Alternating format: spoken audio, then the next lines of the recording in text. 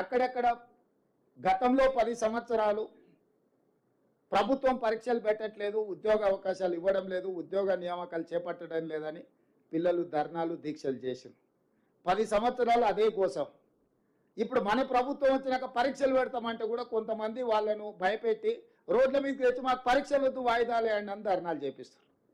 మీరు సివిల్స్కు prepare అయినరు, select అయినరు, మీరు ఆలోచన చేయండి.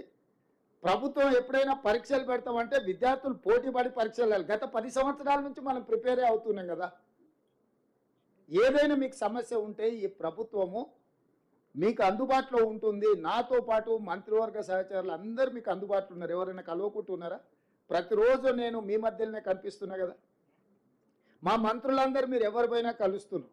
నేను ఎందుకు చెప్తున్నంటే కొంతమంది ఉద్దేశపూర్వకంగా విద్యార్థులను రెచ్చగొట్టడం ద్వారా రాజకీయ ప్రయోజనం పొందాలని ప్రయత్నం చేస్తున్నారు.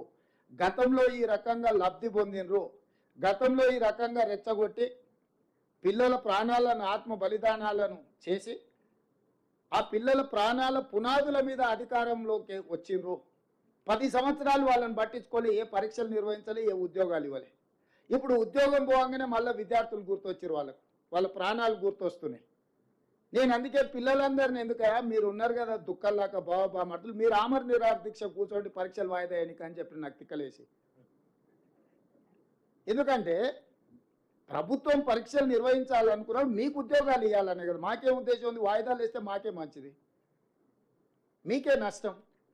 మీకు ఏదైనా ఇబ్బంది ఉంటే, ఏదైనా అంశంలో మీరు ఏదైనా ఇంకా బెటర్గా చేయడానికి ఏదైనా సూచన ఏదైనా చేయదలుచుకుంటే ప్రభుత్వం సిద్ధంగా ఉంది.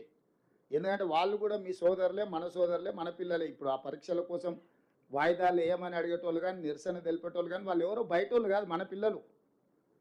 వాళ్ళకి ఏం కావాలనో ఈ ప్రభుత్వం సిద్ధంగా ఉంది. మీరు బయటికి వెళ్ళినాక వాళ్ళందరికీ చెప్పండి. నిరసన తెలపాల్సిన అవసరం లేదు, ధర్నా చేయాల్సిన అవసరం లేదు. ఈ ప్రభుత్వం మీరు చెప్పింది వినడానికి సిద్ధంగా ఉంది. అందులో సహేతుకమైన సూచన ఉంటే తప్పకుండా ఈ ప్రభుత్వం పాటిస్తుంది. అందుకే గ్రూప్ 2 పరీక్షను మీరు అడిగినారు, మేము పోస్ట్పోన్ చేసినాం. కానీ పరీక్షలే నిర్వహించవద్దు. ఎందుకంటే పరీక్షలు నిర్వహిస్తే పిల్లలందరికీ ఉద్యోగాలు వస్తే వాళ్ళకి ఇంధనం ఉండదు, వాళ్ళ రాజకీయ మనుగడకే ప్రమాదం వస్తుందని చెప్పి కొంతమంది కుట్రలు చేస్తున్నారు. కాబట్టి కుట్రలలో పడకండి. మీరు ఎవరు చెప్పినా మీ సొంతంగా ఆలోచన చేయండి, ఇది మంచిదా కాదా. ఈ ప్రభుత్వం ఉద్యోగాలు ఇవ్వడం వల్ల ఎవరికి లాభము, ఎవరికి నష్టము, ఈ ప్రభుత్వం పరీక్షలు నిర్వహిస్తే ఎవరికి మేలు జరుగుతుంది. ఈ ప్రభుత్వం ఈ రకంగా ప్రిలిమ్స్లో పాస్ అయిన వాళ్ళను పిలిచి ప్రోత్సహించి వెన్ను దడితే వాళ్ళకు ఒక మానసిక ధైర్యం, ఎస్ మా ప్రభుత్వం ఉన్నది, మా గవర్నమెంట్ ఉన్నాడు, మా ముఖ్యమంత్రి ఉన్నాడు, మా ఉప ముఖ్యమంత్రి ఉన్నారు, మాకు ఏదైనా విషయం ఉంటే మేము వెళ్ళి చెప్పుకుంటాం. ఇగో ఈ సచివాలయం మాది, ఇవాళ లోపలికి వస్తే మీ కాన్ఫిడెన్స్ లెవెల్ ఎంత పెరిగి ఉంటుంది.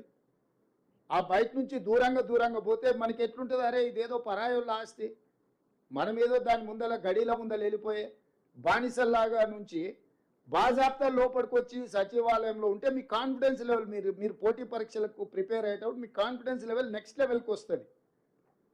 అందుకే సచివాలయంలోని ప్రోగ్రాం పెట్టాలని మా ఉప ముఖ్యమంత్రి గారు సూచన చేస్తే తక్షణమే చెప్పిన, ఎస్ పిలవండి, సచివాలయం ఏం కొద్ది మంది కోసమే పరిమితమైన గడి కాదు, ఇది పేదల కోసం ప్రజాపాలన అందించే సచివాలయం, డాక్టర్ బాబాసాహెబ్ అంబేద్కర్ గారి పేరుతో ఉన్న సచివాలయం. ఇక్కడ ఈ కార్యక్రమాలను ఏర్పాటు చేద్దాము అని చెప్పి ఈరోజు ప్రభుత్వం ఈ నిర్ణయం తీసుకున్నది. అదేవిధంగా ఈ మెయిన్స్కు సెలెక్ట్ అయినాక కూడా మళ్ళీ ఇంటర్వ్యూలో